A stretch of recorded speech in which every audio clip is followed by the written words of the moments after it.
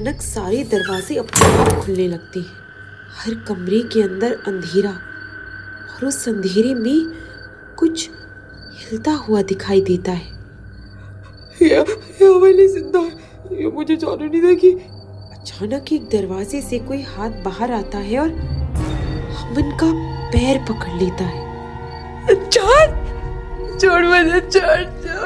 वो पूरी ताकत से पैर छुड़ाता है और आगे भागता है। अमन सीढ़ियों की तरफ भागता है। नीचे जाऊंगा, शायद बाहर का रास्ता मिल जाए। जैसे ही वो नीचे उतरने लगता है, सामने राहुल खड़ा होता है। ये आओ कैसे? राहुल धीरे धीरे सीढ़ियों पर चढ़ता है और एक डरावनी हंसी हंसता है।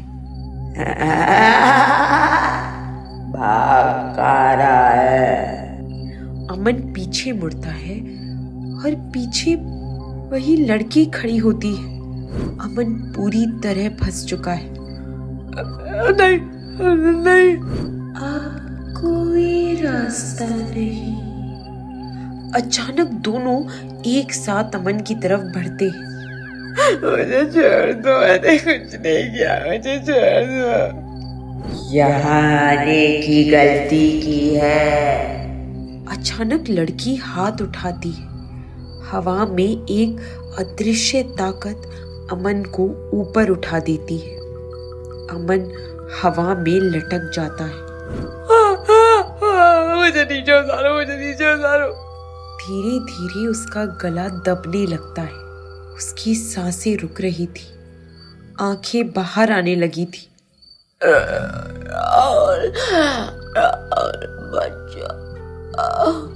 राहुल बस देखता रहता है, मुस्कुराता हुआ। अमन का शरीर नीचे गिरता है, बिल्कुल शांत, बिना किसी हरकत के। कुछ सेकंड के लिए सन्नाटा छा जाता है। फिर लड़की धीरे से कहती है, एक और। अचानक अमन की उंगलियां हिलने लगती हैं। कहानी यही खत्म नहीं हुई। अमन धीरे धीरे उठता है। उसकी आंखें अब पूरी काली होती हैं। वो एक अजीब सी आवाज में कहता है, अब हम 3 हैं। अब हवेली को एक और आत्मा मिल चुकी थी। अब हवेली में 3 परछाइयां थी, राहुल, अमन और वो लड़की। लेकिन ये तीनों अब इंसान नहीं थे। ये उस श्राप का हिस्सा बन चुके थे जो सालों से इस हवेली में कैद था। कमरे में ठंडी हवा घूमती है। अमन कहता है, ये क्या हो गया हमारे साथ? राहुल खाली आंखों से उसे देखता है। हम अब जिंदा नहीं हैं। अमन हैरान है। नहीं, ये सच नहीं हो सकता। अचानक लड़की जोर से चिल्लाती है। पूरा कमरा कांपने लगता है। यही सच है। जो भी यहाँ आता है वो कभी वापस नहीं जाता। अमन पूछता है, लेकिन क्यों? हमने क्या किया था? लड़की धीरे धीरे उनके करीब आती है। उसकी आंखों से काले आंसू बह रहे होते हैं। मैं भी यही पूछ रही थी उस रात। अब वो सच सामने आने वाला था जो इस हवेली को नरक बना चुका था। मेरा नाम चांदनी था। अमन कहता है, चांदनी। मैं इस हवेली के मालिक की बेटी थी, लेकिन इस हवेली में एक राज छिपा था। कमरे की दीवारों पर पुराने दृश्य दिखने लगते हैं। एक तहखाना जिसमें लोग बंद थे, चीख रहे थे। अमन डर जाता है। ये लोग कौन हैं? मेरे पिता लोगों को यहाँ बंद करके उनसे काम करवाते थे और फिर मार देते थे। राहुल कहता है। तो ये हवेली पहले से ही शापित थी। हाँ, और जब मुझे ये सच पता चला, मैंने सबको बताने की कोशिश की। अचानक दीवार का दृश्य बदलता है। वही रात कुछ लोग चांदनी को पकड़ते हैं। अगर ये जिंदा रही तो हमारा राज खुल जाएगा। और उसे जिंदा जला दिया जाता है। अमन की आंखों में आंसू आ जाते हैं। तुम्हारे साथ बहुत गलत हुआ। और उसी दिन मैंने कसम खाई। हवा तेज हो जाती है। जो भी इस हवेली में आएगा वो यहाँ से कभी जिंदा नहीं जाएगा। राहुल पूछता है। तो हम भी अब इसी श्राप का हिस्सा हैं। हाँ, अब तुम भी इस हवेली की आत्माएं हो। अमन घबरा जाता है। नहीं, हम यहाँ नहीं रह सकते। तुम्हारे पास कोई रास्ता नहीं है। अचानक दीवार पर खून से कुछ लिखा जाता है। हर 10 साल नए लोग आएंगे। अमन पूछता है। ये क्या है? ये श्राप है। हर 10 साल हवेली किसी को बुलाती है। राहुल कहता है। जैसे हमें बुलाया गया था। चांदनी मुस्कुराती। हाँ, तुम भी दूसरों को बुलाओगे। अमन कहता है। नहीं, मैं ऐसा नहीं करूँगा। अचानक अमन का शरीर अपने आप कांपने लगता है। वो चीखता है। ये मेरा शरीर मेरे बस में क्यों नहीं है? अब श्राप अपना असर दिखा रहा था। तुम्हें करना ही पड़ेगा, क्योंकि अब तुम हवेली हो। अचानक हवेली की खिड़की अपने आप खुलती है। बाहर दूर गांव दिखाई देता है। राहुल धीरे से कहता है। वो देख, नए लोग। 2 आदमी दूर से हवेली की तरफ आते दिखते हैं। अमन डरता है। नहीं, उन्हें यहाँ मत आने दो। लेकिन अमन के मुंह से अपने आप आवाज निकलती है। आओ। अमन रोने लगता है। नहीं, ये मैंने नहीं कहा। चांदनी मुस्कुराती है। अब तुम समझ गए।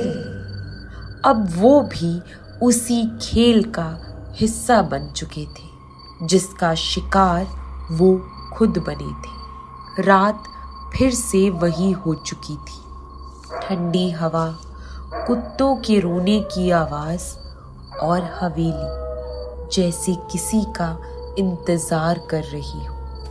अब फर्क सिर्फ इतना था कि इस बार शिकार कोई और था और शिकारी राहुल और अमन। हवेली की खिड़की से बाहर 2 आदमी धीरे धीरे हवेली की तरफ बढ़ रहे होते हैं। पहला आदमी सुरेश। राकेश, तूने भी सुना था ना, यहाँ से आवाजें आती हैं। दूसरा आदमी राकेश। हाँ, लेकिन आज देखेंगे सच क्या है। वो हवेली के अंदर आते हैं। अमन रोते हुए खुद से लड़ते हुए कहता है। नहीं, उन्हें मत बुलाओ, उन्हें बचाओ। लेकिन उसकी आवाज अपने आप बदल जाती है। आओ। राहुल डरावनी मुस्कान देता है। अब तू भी वही कर रहा है जो हमने झेला था। मैं नहीं करना चाहता। अब ये तेरे हाथ में नहीं है। हवेली का दरवाजा अपने आप खुलता है। सुरेश चौंक जाता है। ये अपने आप खुल गया? राकेश कहता है। लगता है कोई अंदर है। दोनों अंदर कदम रखते हैं और दरवाजा जोर से बंद हो जाता है। अंदर गुप्त अंधेरा। सुरेश कहता है, कौन है? सामने आओ। अचानक ऊपर से आवाज आती है, हम यहाँ हैं। राकेश धीरे से कहता है, ये इंसान की आवाज नहीं है। ऊपर से राहुल और अमन धीरे धीरे नीचे उतरते हैं। उनकी आंखें काली और चेहरे पर अजीब सी मुस्कान। सुरेश डर कर पीछे हटता है। ये लोग कौन है? राहुल कहता है। हम भी कभी तुम्हारी तरह थे। अमन कहता है। भाग जाओ, अभी भी वक्त है। राकेश पूछता है, ये मजाक है क्या? तुम लोग कौन हो?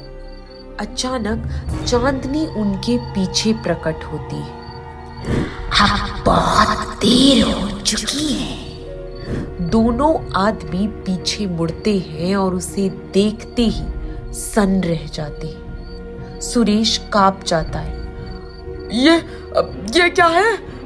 अचानक वही सब होने लगता है। दरवाजे बंद, अंधेरा, फुसफुसाहट। इतिहास खुद को दोहराने लगा था। राकेश घबरा जाता है। हमें यहाँ से निकलना होगा। दोनों भागने की कोशिश करते, लेकिन इस बार राहुल उनका रास्ता रोकता है। हम भी भागना चाहते थे, और पीछे से अमन आ जाता है। लेकिन हम नहीं बच पाए। अचानक अमन जोर से चिल्लाता है। बस हम वो नहीं। पूरा कमरा हिलने लगता है। चांदनी गुस्से में है। तू श्राप के खिलाफ जा रहा है। अमन पूरी ताकत लगाता है। अगर इस श्राप को तोड़ना है तो किसी को बचाना होगा। राहुल हैरान है। अमन, तू क्या कर रहा है? अमन अचानक सुरेश और राकेश को पकड़ता है। भागो, अभी भागो। वो उन्हें दरवाजे की तरफ धक्का देता है। दरवाजा अचानक खुल जाता है। सुरेश और राकेश भाग जाते हैं। चांदनी एक भयानक चीख के साथ कहती है। अचानक पूरा कमरा अंधेरे में डूब जाता है। अमन जमीन पर गिरता है। उसका शरीर धीरे धीरे टूटने लगता है। शायद यही रास्ता था। राहुल चिल्लाता है। अमन! पहली बार किसी ने इस हवेली के श्राप को चुनौती दी थी। हवेली के अंदर सब कुछ कांप रहा था। दीवारें, छत और वो अंधेरा जो अब और गहरा हो चुका था। अमन जमीन पर गिरा हुआ था। उसका शरीर धीरे धीरे धुंधला पड़ रहा था, जैसे वो इस दुनिया से मिटता जा रहा। राहुल घबरा जाता है। अमन, उठ! ये तूने क्या कर दिया? राहुल, किसी को बचाना ही था। अचानक चांदनी गुस्से में चीखती है। पूरा कमरा हिलने लगता है। तूने नियम तोड़ा है, इसका अंजाम बहुत बुरा होगा। अगर इस श्राप को खत्म करना है तो किसी को इसकी कीमत चुकानी पड़ेगी। अमन को अब समझ आ चुका था कि ये श्राप सिर्फ डर से नहीं बल्कि बदले और दर्द से बना था। चांदनी, तुम्हारे साथ जो हुआ वो गलत था, लेकिन हर किसी को सजा देना ये भी गलत है। मुझे न्याय चाहिए था और दुनिया ने मुझे आग में जला दिया।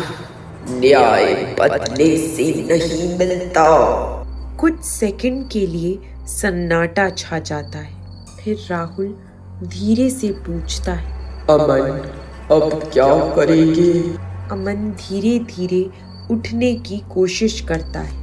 अगर इस श्राप को खत्म करना है तो इस हवेली की सबसे पहली आत्मा को मुक्त करना होगा। मतलब चांदनी? हाँ। अमन धीरे धीरे चांदनी के पास जाता है। वो पीछे हटती है। पास मत आना, मैं लड़ने नहीं आया, मैं तुम्हें आजाद करने आया। अचानक चांदनी की आंखों से आंसू बहने लगते हैं। मुझे दर्द हो रहा है, मैं इस आग से बाहर नहीं निकल पा रही। वो पहली बार डरावनी आत्मा नहीं बल्कि एक टूटी हुई लड़की लग रही थी। अमन अपना हाथ आगे बढ़ाता है। अब सब खत्म कर देते हैं। जैसे ही चांदनी उसका हाथ पकड़ती है, तेज रोशनी फैलती है। पूरा कमरा सफेद उजाले से भर जाता है। हवेली की दीवारें टूटने लगती हैं।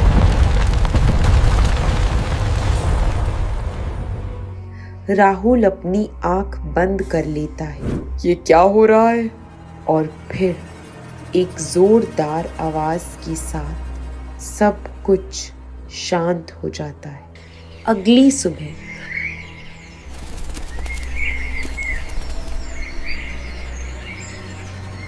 गांव वाले हवेली के पास आते हैं। ये हवेली, ये तो पूरी गिर चुकी है।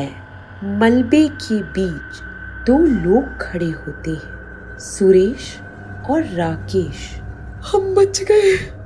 मलबे के अंदर एक टूटी हुई दीवार पर एक तस्वीर पड़ी होती है। उसमें चांदनी मुस्कुरा रही होती है। उसके पास राहुल खड़ा होता है, लेकिन अमन कहीं नहीं होता। कहते हैं जिसने इस श्राप को तोड़ा वो खुद इस दुनिया से मिट गया। हवा चलती है और दूर से एक हल्की आवाज आती है, धन्यवाद। हवेली खत्म हो चुकी थी।